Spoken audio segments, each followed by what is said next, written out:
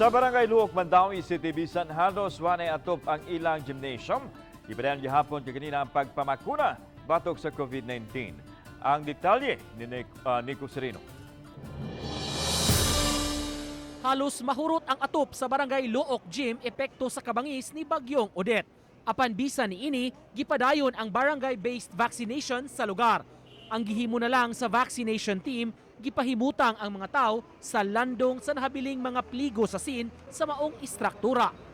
Aminado ang kapitan, ubay-ubay gyud ang nagub-an og panimay sa ilang barangay, apil na ang ilang gym. Hangtod alas 12 kaganihang udto, miabot na sa 250 ang nagpabakuna sa barangay. Sagol nga gipanghatag, second dose o booster dose. Ang uban mipahimos gyud sa kahigayunan kay haduol ra sa vaccination site. Ang barangay vaccination gihimo sa syudad aron mas maagni ang mga magpabakuna. Usa o duha ka barangay ang duawon sa mobile vaccination team sa usa ka adlaw. Gawas pa kini sa naandan nga mga vaccination sites sa mga malls ug sa UCLM campus. Uban ni Philip Patricio, Nico Sereno, Balitang Bisdak.